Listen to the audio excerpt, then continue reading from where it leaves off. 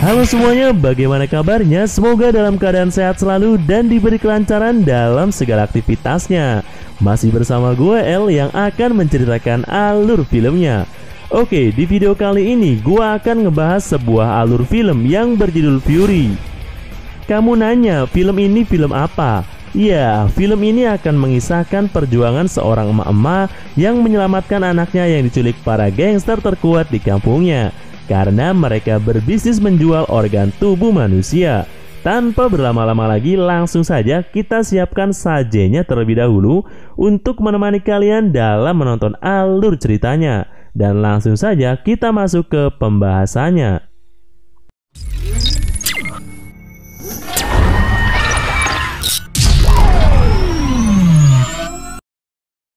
Di awal film, kita langsung diperkenalkan dengan tokoh utama dalam film ini bernama Hei Pung. Pung adalah seorang wanita yang berprofesi sebagai penagih hutang yang sangat handal.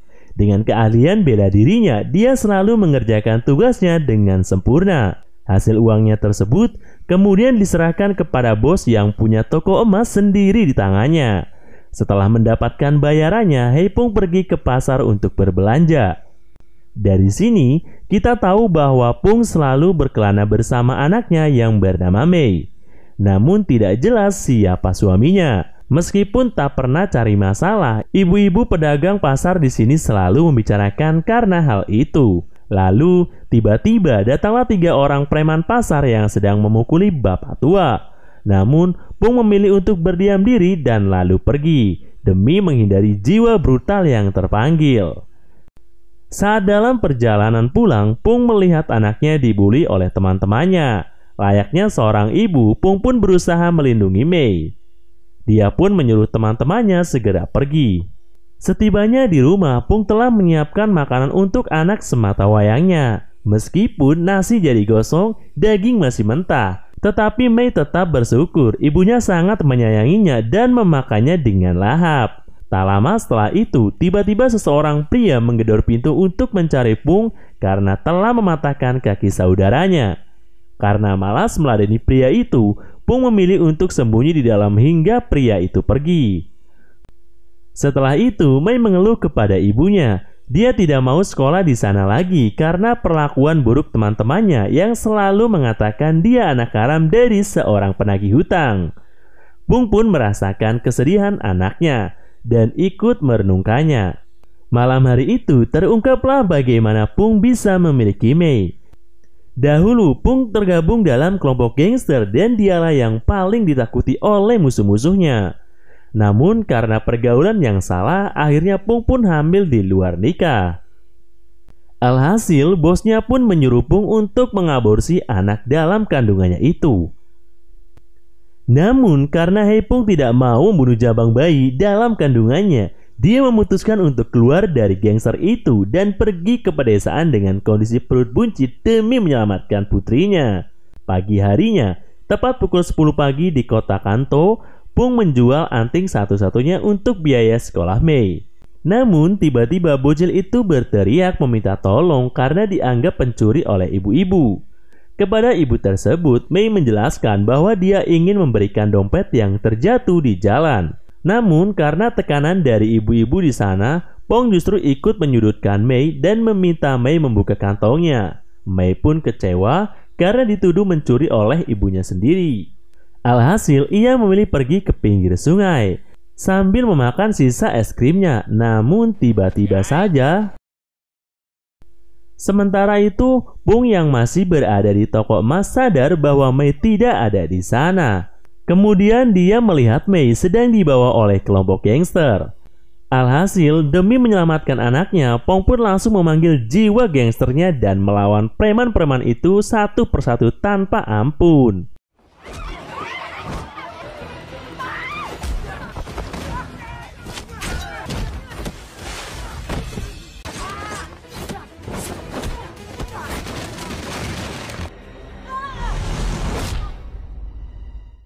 Sayangnya, Mei tetap berhasil dilarikan menggunakan sebuah perahu. Namun, dengan tekad seorang ibu, Pung memilih untuk mencuri motor seorang pemancing demi mengejarnya.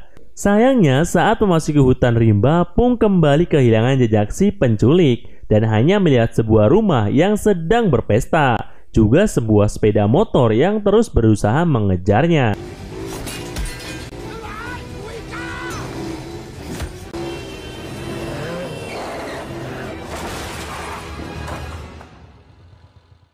Lalu, tiba-tiba saat gangster mencarinya di sungai, Hei Pung muncul seperti buaya kelaparan yang hendak menerkam mangsanya.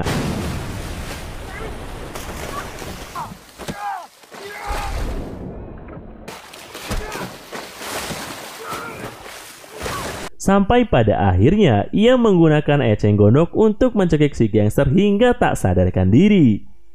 Setelah itu, Pung melanjutkan pencariannya. Ia bertanya ke sana kemari demi mendapatkan petunjuk. Sampai akhirnya, Pung menemukan perahu tadi dan melihat Mei berada di dalam mobil tujuan Saigon bersama para gangster. Sayangnya, Pung tak berhasil mengejar mobil itu.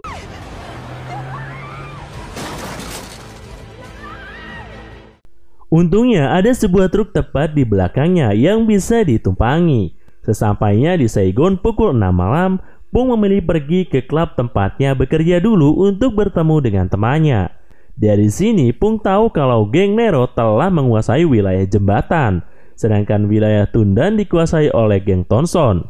Sebuah geng baru yang terkenal sangat kejam dan pintar saat menghadapi musuhnya. Lantas, gangster mana yang sebenarnya telah menculik anaknya?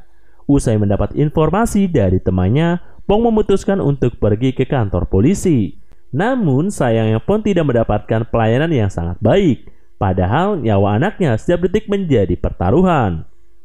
Mendengar polisi tersebut hanya bacot ke sana kemari, Pung pun berpura-pura sakit perut dan meminta obat. Saat polisi tersebut mengambilkan obat, dia mencoba mencari informasi di kantor polisi. Pung lantas terkejut saat melihat puluhan anak yang dinyatakan hilang dan belum ditemukan. Bahkan terlihat foto organ dalam yang telah diambil untuk diperjualbelikan. Beruntungnya, Pung tidak sengaja melihat dokumen tersangka penculikan anak tersebut. Ia pun mengambilnya dan pergi dari kantor polisi itu. Pada saat bersamaan, pimpinan detektif yang sedang menyelidiki kasus ini baru saja tiba di sana. Berbekal dokumen itu, Pung mendatangi setiap alamat pelakunya. Namun usahanya hampir terasa sia-sia karena tidak ada satupun penghuni di rumah itu. Sampai pada akhirnya dia datang ke sebuah rumah yang dihuni oleh seorang nenek-nenek, di mana gangster bersembunyi. Gangster itu lantas mencoba menghabisi Pung. Tak peduli lawannya wanita, gangster ini menyerang Pung habis-habisan.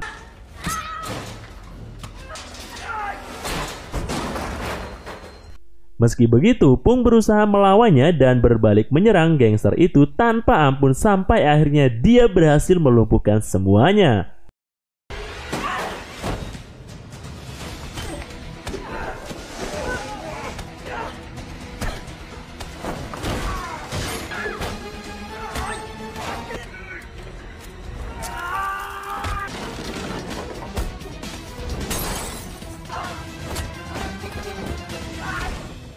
Setelah itu, Pung diberitahu tentang sebuah rumah yang menjadi tempat operasi. Namun, Pung hanya punya waktu beberapa jam lagi sebelum anak-anak itu menghilang.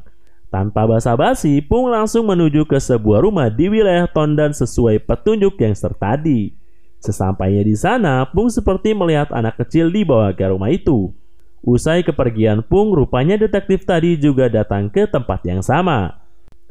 Di sini si detektif berkisah tentang seorang pembunuh hutan yang tak berani mengganggu harimau betina yang sedang menjaga anaknya. Karena jika anak itu ditangkap, maka sampai ujung dunia, maka ibunya akan mengejarnya. Sementara itu, Pung yang sampai di markas si gangster langsung melumpuhkan dua gangster yang tengah berjaga.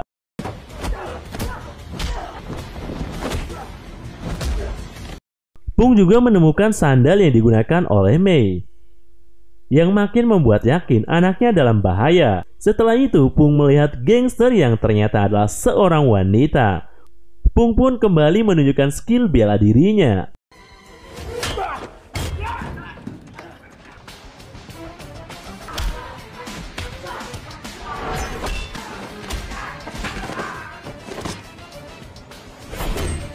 Namun kali ini Pung dapat dikalahkan oleh si cewek tadi.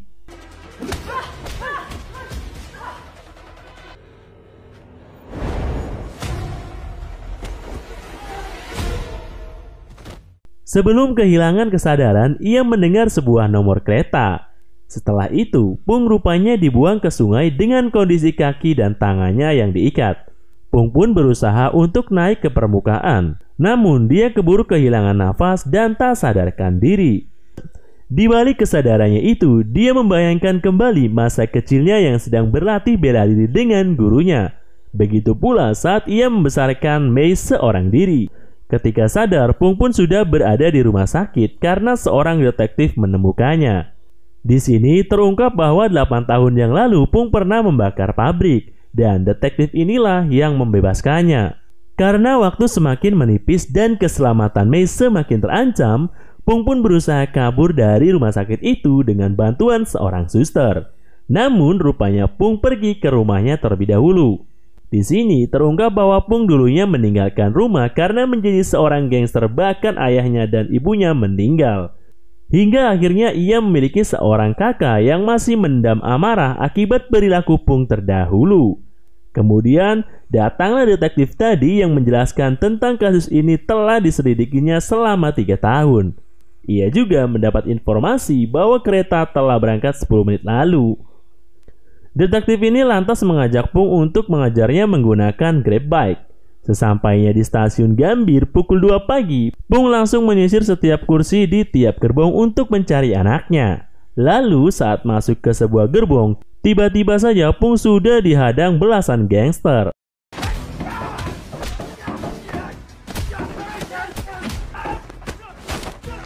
Setelah itu, Pung kembali mencari putrinya. Namun kali ini harus berusaha lebih ekstra. Karena gerbong yang lain juga telah disandra dan ternyata pelaku penculikan ini adalah musuh lamanya. Rencana mereka di sini adalah melepaskan gerbong yang membawa para anak-anak yang mereka culik untuk kemudian dijual. Selain itu, terlihat pula gadis gangster yang tadi melumpuhkan Pung, yang artinya Pung harus kembali menghadapinya. Intinya di sini Pung ingin melakukan aksi balas dendam seperti ini.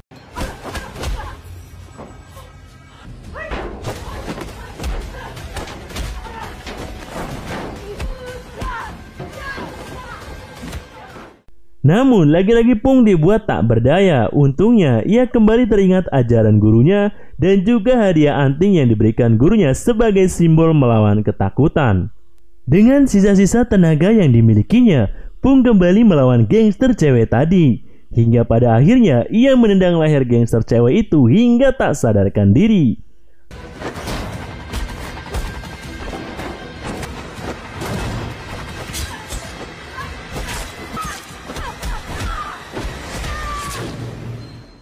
Akhirnya Pung berhasil menemukan Mei dan puluhan anak lainnya. Dengan polosnya, Mei mengatakan dia tidak mencuri dompet itu. Namun, perjuangan Pung ternyata belum selesai. Komplotan gangster rupanya telah menunggunya. Jadi, mari kita lihat lagi aksi ibu-ibu melawan komplotan gangster ini.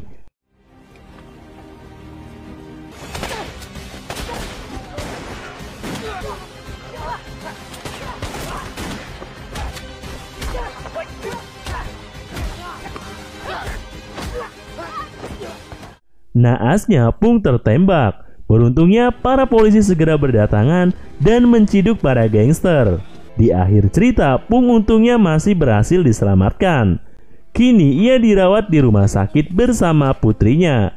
Dan setelah itu, film pun berakhir.